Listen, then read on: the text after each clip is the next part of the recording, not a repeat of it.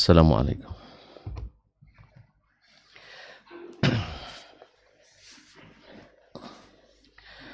Assalamualaikum warahmatullahi wabarakatuh. Alhamdulillahi rabbil alamin. Wal aqibatu lil muttaqin wala udwana illa 'alal zalimin. Asyhadu an la ilaha illallah wahdahu la syarika lah waliyus salihin wa khaliqul khalqi ajma'in wa raziquhum wa ma min dabbatin fil ardi illa 'ala Allahi rizquha wa ya'lamu mustaqarraha wa mustawda'aha kullun fi kitabim mubin. Wa asyhadu anna Muhammadan abduhu wa rasuluhu an-nabiyyus shadiqul amin sallallahu alaihi wa ala alihi tayyibin wa azwajihi tahirati ummahatil mu'minin wattabi'ina lahum bi ihsan ila yaumiddin, amma ba'du. Fattaqullaha ayyuhal muslimun fa innahu qad fazal muttaqun. Ya ayyuhalladzina amanu taqullaha haqqa tuqatih wa la tamutunna illa wa antum muslimun. Ma'asyiral kiram, Bapak dan Ibu-ibu, saudara-saudari yang dimuliakan Allah Subhanahu wa taala. Bersyukur kita kepadanya pada subuh ini kita bisa berkumpul di rumahnya. Mudah-mudahan kita menjadi tamu yang diridainya, yang dirahmatinya dan diampuninya. Salawat dan salam kepada baginda Nabi alaihi salatu wassalam. Kita datang pun karena ingin menegakkan apa yang ditegakkannya, ingin mengikuti apa yang dikerjakan dan disunahkannya. Mudah-mudahan Allah juga kuatkan hati kita untuk istiqamah dan berpegang teguh, walaupun banyak di sana sini yang berusaha untuk merenggang hubungan kita dengan Nabi sallallahu alaihi wasallam. Semoga cinta kita kepadanya tak berbagi sehingga kita mengikutinya dengan penuh atau dengan sepenuh hati. Kaum muslimin, kaum muslimat dirahmati Allah Subhanahu wa taala. Kembali kita bersama Imam Asy-Syafi'i rahimahullah.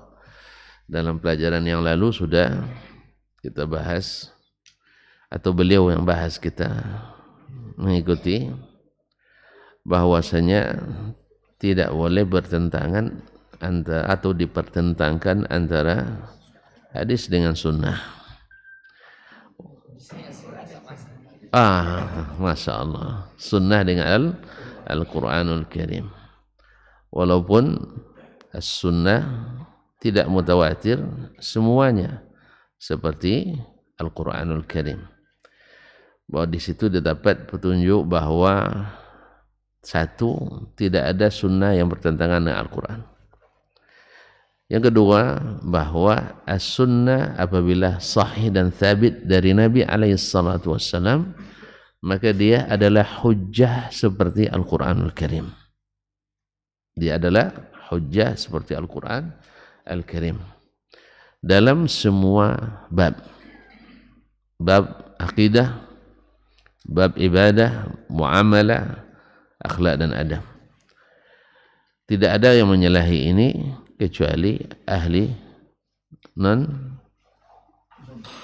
sunnah yang punya nama lain selain nama sunnah. Ya, karena ahlus sunnah itu tak ada namanya lain lagi, ahlus sunnah wal jamaah, selesai. Tapi ada yang nak berkait ahlus sunnah, tapi mesti misalnya ahlus sunnah al-mutakallimin, atau ahlus sunnah misalnya banyak lainnya. Karena sifat yang dibuat oleh Nabi SAW baginya belum cukup, makanya ada mudhafun ilaihnya, masih ada idhafat lagi. Kalau masih ada idhafat berarti belum selesai. Makanya al-Islam kita, ahlus sunnah wal jamaah, itu yang tidak dikaitkan kecuali dengan as-sunnah wal jamaah. Orang kan enggak, Ahlussunnah wal Jamaah mesti Ahlussunnah wal Jamaah begini. Seperti yang sudah sebutkan, ada yang bilang antum Ahlussunnah wal Jamaah Asy-Syafi'i misalnya, atau Asy-Syafi'iyah, atau Al-Malikiyah, atau Al-Hanafiyah. Seolah-olah itu adalah puak-puak baru yang sebenarnya mereka semua bersatu. Semuanya sebenarnya harus bersatu. Nasallallahu alaihi wasallam. Jadi sudah kita bahas pula tentang pembagian khabar hadis, ya, karena secara tidak langsung menghendaki pembahasan ini dari sisi jumlah yang meriwayatkan kepada kita, ada mutawatir, ada ahad. Dan hadis mutawatir sedikit sekali. Kalau kita merujuk kepada al-ali al-mutanatsirah fil ahadits al-mutawatirah, ya jumlahnya tidak sampai 3 atau tidak sampai 400 hadis yang mutawatir. Dan selebihnya adalah puluhan ribu hadis, atau kalau melihat ke sanadnya ratusan ribu hadis adalah ahad, dan tak pernah dipermasalahkan kecuali setelah lahir aliran non sunnah, aliran non sunnah, walaupun bersikukuh mengatakan itulah ahli sunnah yang asli. Ya biasalah semua orang mengaku seperti kata subhanallah, salah Imam Az-Zahabi atau selainnya, saya kok jadi lupa nengok antum hari ini, yang berkataannya tidak satu pun dari firqah dalam Islam kecuali menganggap dirinya yang benar, yang lain salah. Tidak ada yang mengatakan kecuali dirinya yang di atas hidayah, yang lain di atas dhalalah, kesesatan. Itu biasa itu, jangan berkecil hati pula. Ya, sebab tidak ada orang yang sengaja aku menyesatkan diri, tidak ada. Itulah makanya mudah-mudahan Allah mengampuni, itu aja. Karena tidak ada yang sengaja aku sesat. Tapi yang tersesat tetap ada. Ya jelas saja tidak mau mengikuti jalan yang terang benderang. Ambil juga yang kelam-kelam itu. Ya ambil juga yang mutasyabihat itu. Karena memang hati itu dicenderungkan kepada kebenaran, yang dicari yang terang-terang.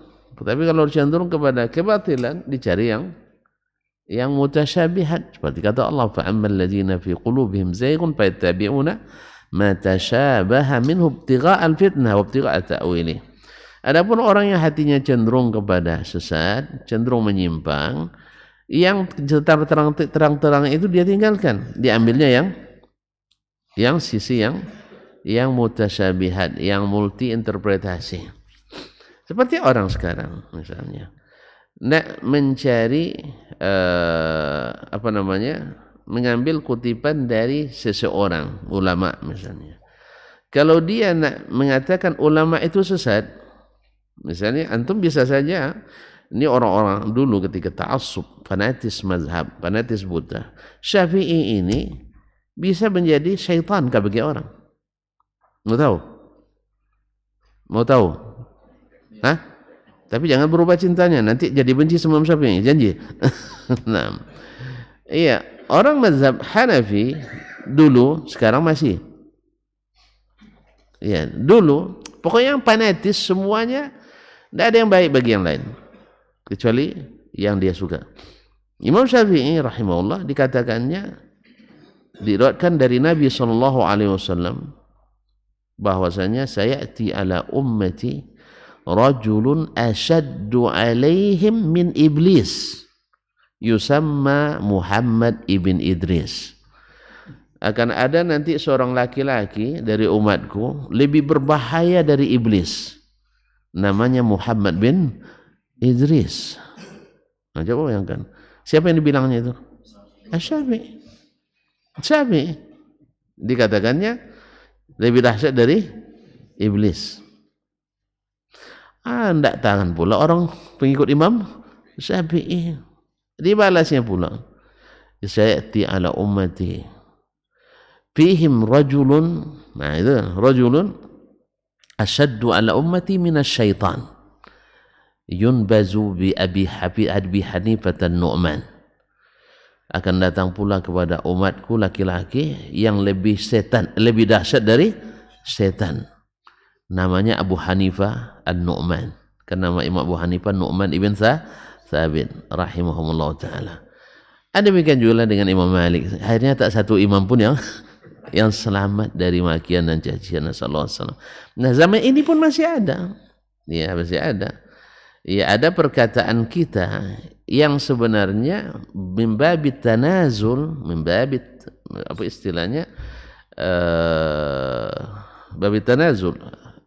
Maknanya kan ada orang mengatakan seperti ini. Kalau seandainya bid'ah itu bawa masuk surga, masuk neraka, biarlah saya dan Umar bin Khattab yang pertama masuk neraka. Sebenarnya dia mau masuk neraka enggak? Enggak. Saking bertahannya dengan bid'ah hasanahnya. Dia bukan ingin masuk neraka, enggak. Nah, bagi orang yang hatinya berpenyakit, ini dipegangnya. Dia itu ingin mengajak umat masuk neraka. Mau tahu? Nanti saya sampaikan pada bab lain. Jangan sekarang, nanti enggak jadi katanya.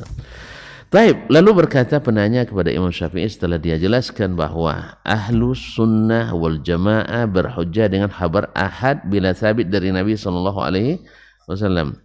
Yang ini sudah paham semuanya kan? Sebab sejak zaman Nabi orang berhujjah dengan hadis ahad. Di masa tabi'in berhujjah dengan hadis ahad. Di masa tabi'in tidak ada yang menyimpang kecuali golongan menyimpang. Kecuali golongan menyimpang. Dan seluruh golongan yang menyimpang mengira yang lain tersesat. Itu wajar. PID kan gitu juga kan? Kita benar, yang lain salah. Cuman ada yang ekstrim, dia boleh ngomong dia yang benar, yang lain salah, tapi yang lain tidak boleh. Tidak boleh ngomong gitu. Ini biasanya yang menganggap diri kuat dan mayoritas. Orang lain tak boleh ngomong gitu, tapi dia sembarangan ngomong mereka yang benar, yang lain salah.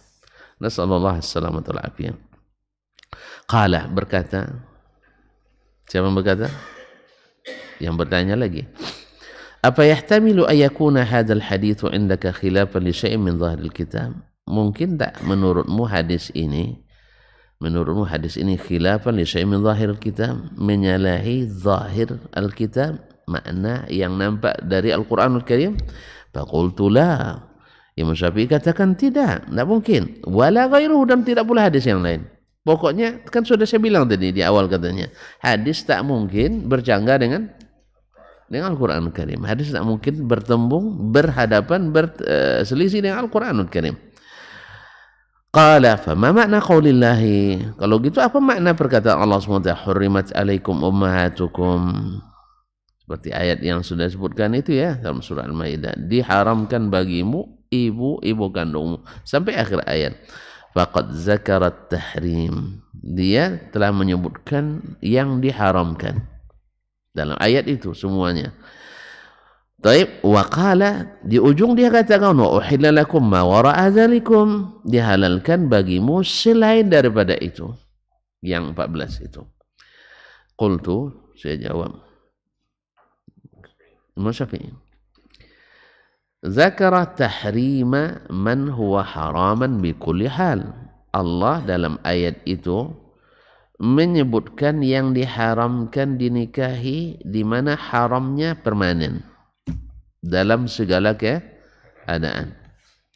Mithlil seperti ibu, wal bint anak perempuan, wal ukht saudari perempuan, wal ammah saudara perempuan bapak, wal khala saudara perempuan ibu, wa banatil akhi anak-anak perempuan saudara kandung, wa banatil ukhti saudara kandung dan saudara sebapak atau seibu sama, wa banatil ukhti atau anak-anak perempuan saudari perempuan kita, keponakan, Ini yang pertama. Wa dzakara man harrama bi kulli halin minan nasabi war radha. Yang kedua, Allah sebutkan pula yang diharamkan dalam segala keadaan dari sisi nasab dan dari sisi sepersusuan.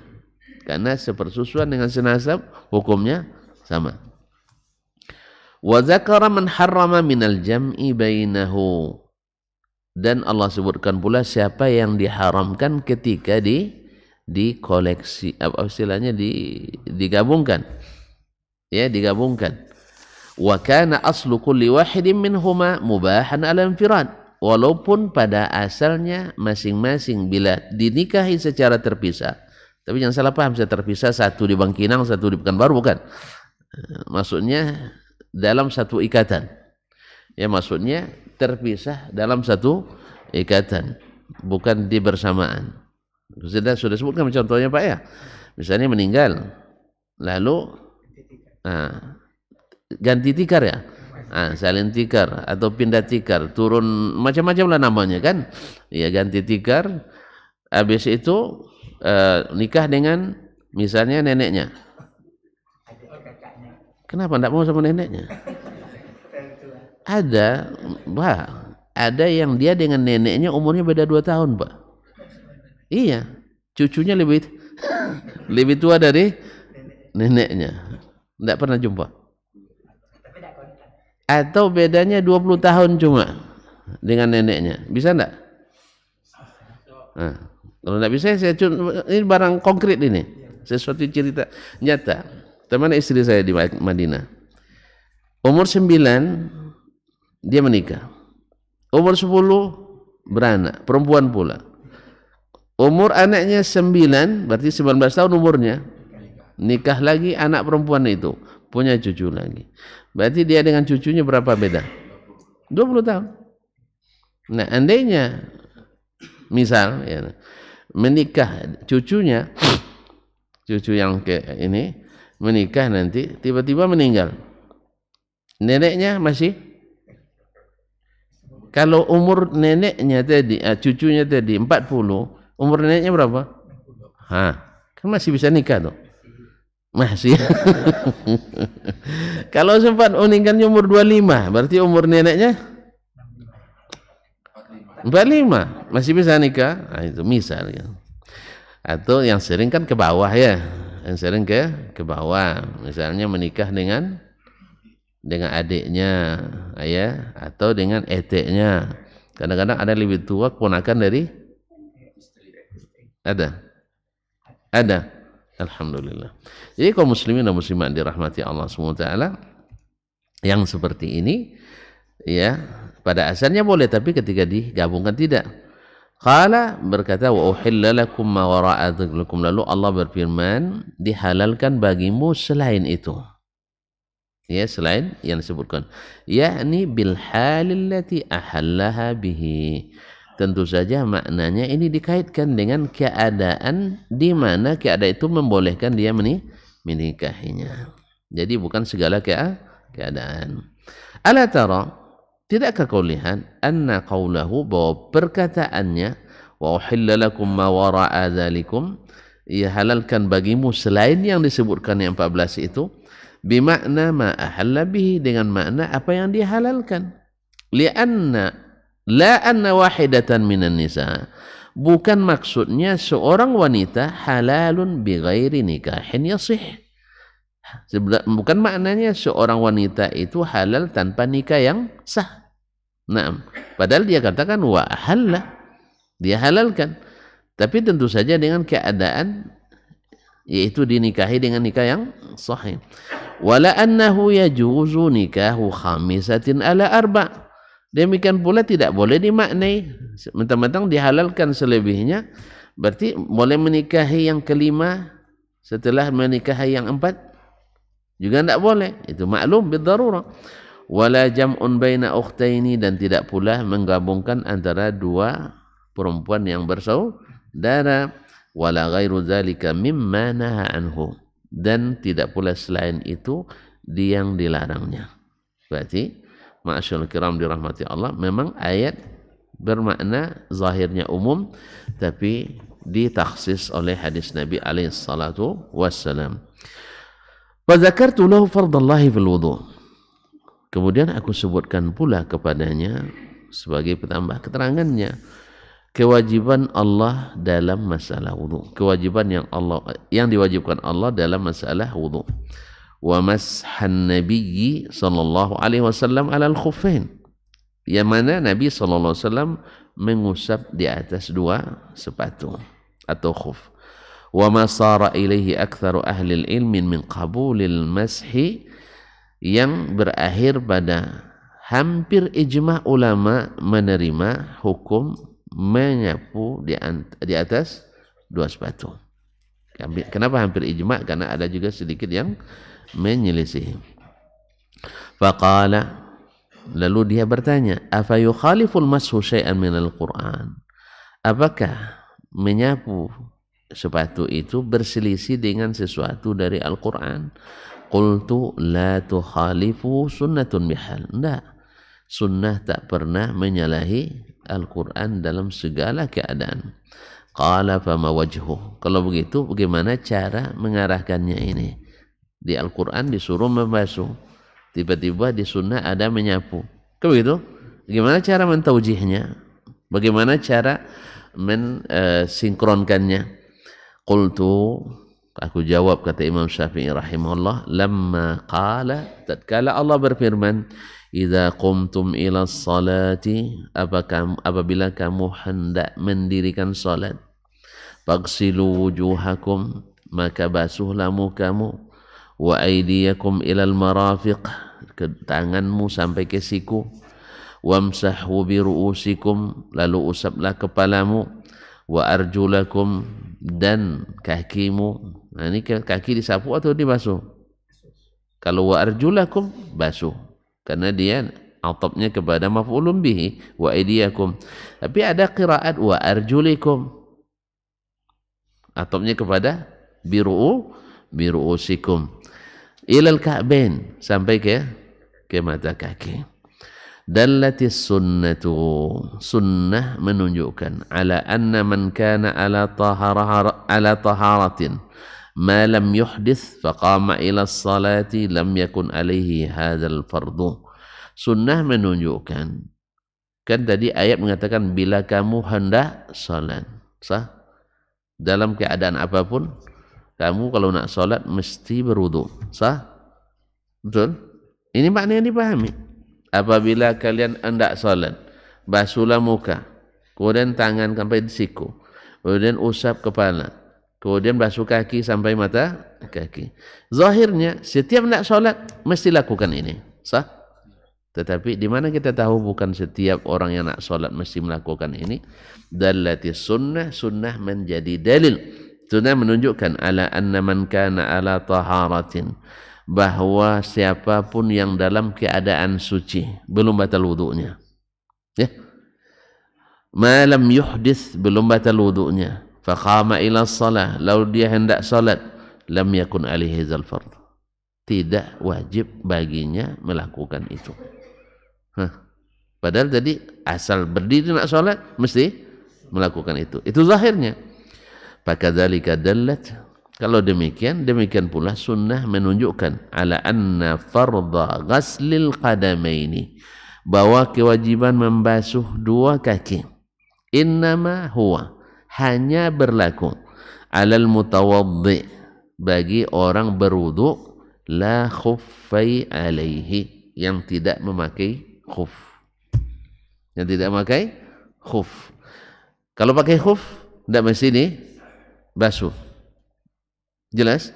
Belum jelas. Ada tambahan lagi syaratnya. Labisahuma kamalat tahara, di mana di saat dia memakai dalam keadaan bersuci penuh.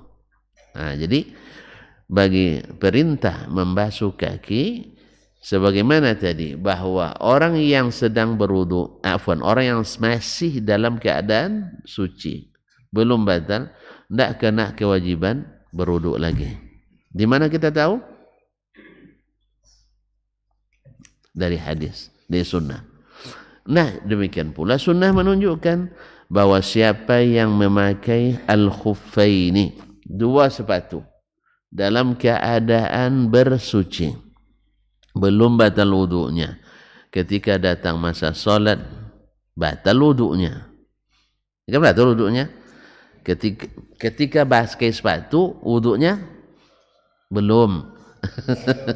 Ketika pakai sepatu wudunya belum batal. Pas selesai pasang sepatu langsung batal. Kan ada masuk macam itu. Ya, asal sudah wudu nak buang angin. Ya, setengah hari sebelum itu nak buang angin tak mau keluar angin. Pas selesai wudu buang angin. Kan ada maksudnya. Ya. Entahlah, memang syaitan ada. Ada syaitan nama khinzab yang kerjanya ganggu itu seperti itu. Kaum muslimin dan muslimat dirahmati Allah. Nah, kalau kita selesai wudu, lalu kita pasang khuf. Selesai pasang khuf, batal lagi wudu. Nah, gimana caranya? Wudu lagi. Iya, wudu lagi, tapi tidak wajib membasuh kaki. Artinya tidak wajib membuka khuf tadi.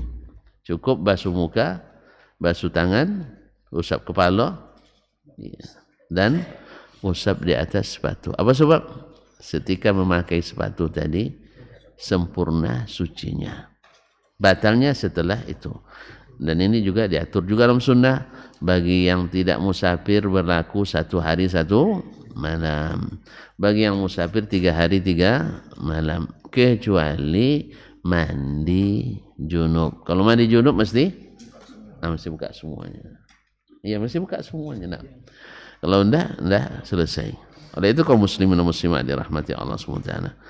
Berarti di sini sunnah tidak bertentangan dengan Al-Quran.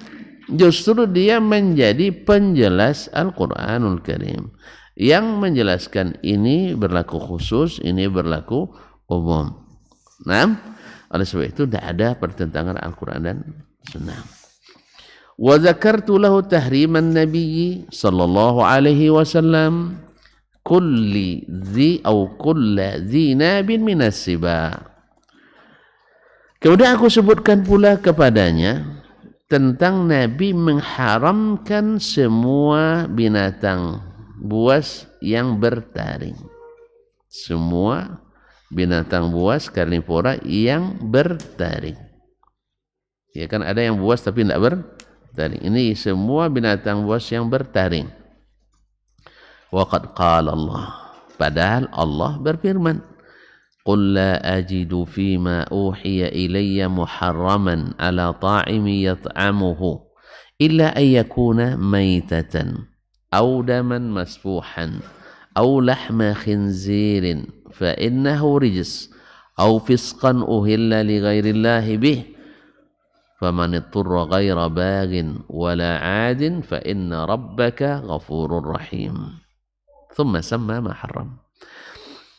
Katakan, hai Muhammad, saya tidak temukan pada apa yang diwahyukan kepadaku haram hukumnya bagi orang memakan, kecuali mayat, bangkai. Mayat jelas tidak dimakan ya, bangkai. Nah, audaman masfuhan, atau darah yang ditumpahkan, au lahma khinzirin, atau daging B2. Fa innahu rijs, karena itu semua najis. Jelas? Au fisqan uhilla li ghairillah, atau kefasikan, artinya sesuatu yang disembelih karena selain Allah. Ini kan fisq, kefasikan, dosa. Faman ittara ghaira baghin wala adin, siapa yang terpaksa memakan bukan karena keinginan tapi terpaksa, baik dipaksa orang atau terpaksa oleh keadaan. Dipaksa orang kan ada masalah, semoga Allah tidak menguji kita, dipaksa makan yang tidak halal ya, atau dipaksa oleh keadaan, kita dalam kondisi tidak ada lagi yang mau dimakan. Semoga Allah juga tidak menguji kita. Dulu pernah terjadi di berbagai negeri, subhanallah, mereka memakan bangkai manusia, dimakannya. Kenapa? Harus bertahan hidup. Nah, dimakannya. Ghaira ad wala adin, dan tidak melampaui batas. Enak juga rupanya, kan ada ditambahnya. Ya, misalnya tidak ada makanan, melintas di depannya berapa tadi? B2. Ini baru katanya. Ambilnya dimakan, disimpan sampai buat dendeng. Ya, kulit buat apa? Buat kerupuk jange. Akhirnya melakukannya sampai selama sepekan atau sebulan. Rupanya kenapa diharamkan pula sama Allah ini, kata. Ini namanya melampaui batas. Fa inna rabbaka ghafurur rahim. Sesungguhnya Rabbmu Maha Pengampun, Maha Penyayang. Dia tidak merubah hukum, cuman masalahnya di saat itu antum dibenarkan memakannya. Dia turunkan karena keinginan dan tidak melebihi dari hajat yang dibutuhkan. Tidak melebihi hajat yang dibutuhkan. Fa inna rabbaka ghafurur rahim. Kalau demikian, Rabbmu Maha Pengampun, Maha Penyayang. Tsumma samma ma haram. Kemudian dia menyebutkan apa-apa saja yang diharamkan. Faqala fama ma'na hadza. Yang bertanya mengatakan, apa makna ini? Qulna, kami katakan, kata Imam Asy-Syafi'i rahimahullah, maknahu, maknanya tidak berlaku seperti umum. Tadi kan umum saja.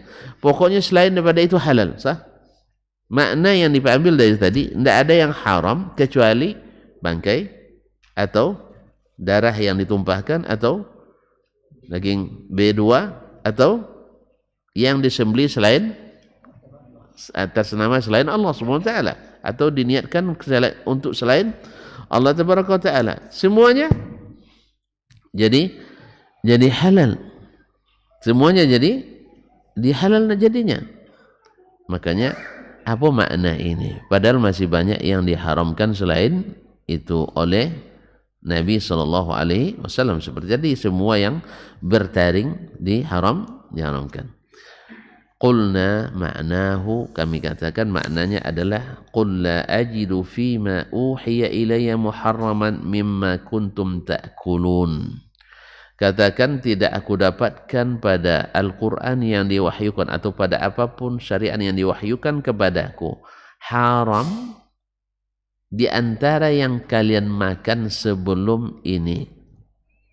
Di masa jahiliyah, orang jahiliyah dulu makannya makan bangkai. Taib. Mereka memakan bangkai, kemudian memakan darah. Kalau mereka menyembelih, darah itu ditampung lalu dibukukan, lalu mereka makan setelah itu. Saya tidak tahu tadi goreng atau gimana. Nah, jadi darah dibukukan lalu dimakan. Ya, sampai sekarang masih ada orang minum darah, kan? Masih makan darah, masih ada. Innalillahi wa inna ilaihi raji'un. Jangan bilang saya. Nah. Digoreng ya? Ya, jadi dijual biasa. La haula wala quwata illa billah. Rupanya masih ada mas saja. Nah, masih ada yang lebih teruk daripada itu lagi. Nah, Allahumma musta'an. Baiklah kaum muslimin dan muslimat dirahmati Allah Subhanahu wa taala, atau juga mereka dulu sering menyembelih atas nama selain Allah Tabaraka, menyembelih atas nama berhala. Itu tidak halal. Jadi yang dimaksud itu adalah apa yang dulu biasa kalian makan, tidak ada yang saya temukan diharamkan kecuali yang ini. Jelas? Di masa jahiliyah itu mereka makan ini, tapi tidak ada yang diharamkan kecuali. Itulah makna ayat itu. Kata Imam Asy-Syafi'i rahimahullah. Fa amma ma taraktum annakum lam ta'udduhu minat thayyibat. Adapun yang kalian tinggalkan karena kalian menganggapnya tidak masuk yang baik-baik, bukan thayyib. Ya kan? Falam yuharram alaikum mimma kuntum tastahilluna, dan Allah tidak haramkan pula apa yang dulu kalian anggap halal. Illa ma sammallah, kecuali yang disebutkan Allah. Wa dallatis sunnatu, dan sunnah menunjukkan ala annahu harrama alaikum minhu ma kuntum tuharrimun, bahwa sesungguhnya sunnah menunjukkan bahwa Allah mengharamkan apa yang dulu kalian haramkan, liqaulillah, karena firman Allah SWT, yuhillu lahumut thayyibat wa yuharrimu alaihimul khaba'ith. Allah halalkan bagi mereka yang baik-baik dan Allah haramkan atas mereka yang tidak baik. Nah, orang-orang jahiliyah dulu juga tidak memakan yang menurut mereka tidak baik, tapi itu tidak diharamkan, itu tetap juga diharamkan oleh syariat Islam. Jadi bukan maknanya selain daripada yang 4 itu halal semuanya, tidak. Tapi dari antara yang kalian anggap halal dulu di masa jahiliyah, tidak ditemukan diharamkan kecuali yang 4 itu. Sedangkan yang sudah kalian anggap tidak halal karena buruknya atau kekejiannya, itu tetap diharamkan oleh Al-Quranul Karim. Apa misalnya menjijikkan? Tikus, jijik ya, Masya Allah. Tapi dia najis apa tidak?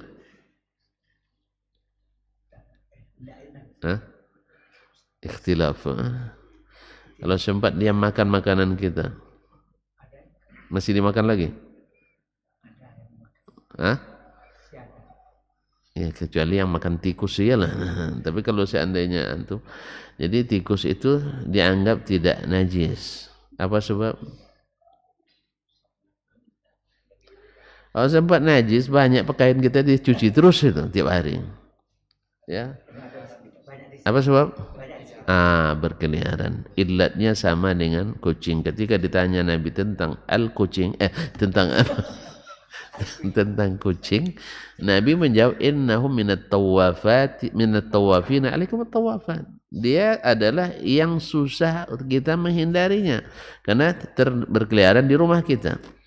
Nah, mana yang lebih susah dihalangi berkeliaran, kucing atau tikus? Mana lebih susah, Pak? Ya, tikus itu tidak mau dilarang. Kalau kucing mau berhenti dia. Kalau tikus tidak mau dia pintar sembunyi dia. Kalau kucing paling-paling ngeong kita datang ke kita, maksudnya minta. Kalau dilarang jangan larang semua mas katanya, minta juga sebagian gitu. Kalau tikus enggak, pura-pura lari dia habis itu datang lagi. Dan dia tidak tahu dia mana yang boleh, mana yang tidak, semua diharungi gitu. Jadi kalau sempat dia dianggap najis atau dihukum najis, maka tiap hari kita cuci piring, cuci pakaian, cuci lantai dan sebagainya. Ada dibuat, cuci lemari juga. Ya, dia naik ke atas lemari, naik ke atas kursi, nyuci perabotan kita tiap hari itu. Apa sebab najis?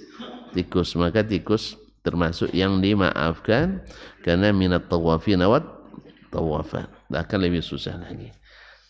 Jelas ya? Nah, walaupun kita disuruh membunuh tikus yang masuk ke dalam rumah.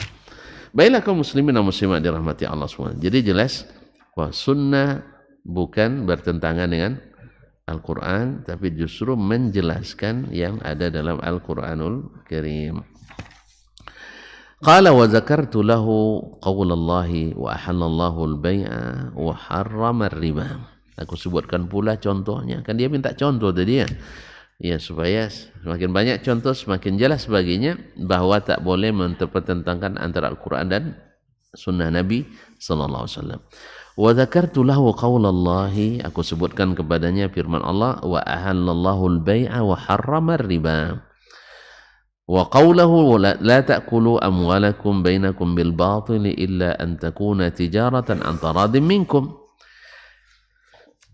Allah telah menghalalkan bagimu jual beli dan mengharamkan riba. Ayat ini kan turun ketika orang-orang Quraisy, orang jahiliyah bilang, innamal bai'u mithlu riba. Apa sih bedanya antara jual beli dan riba? Sama sekarang sebagian orang, bedanya bank syariah itu Ustaz katanya. Kalau bank syariah akadnya pakai bismillahirrahmanirrahim katanya. Yang bank konvensional tidak pakai bismillah, enggak. Jadi kalau antum tidak paham itu masalahnya. Bang, bukan bedanya dengan bismillah. Kalau beda bismillah, ya riba juga. Cuman ada klausul yang tak ada dalam bank konvensional. Konvensional tidak ada kecuali untung terus.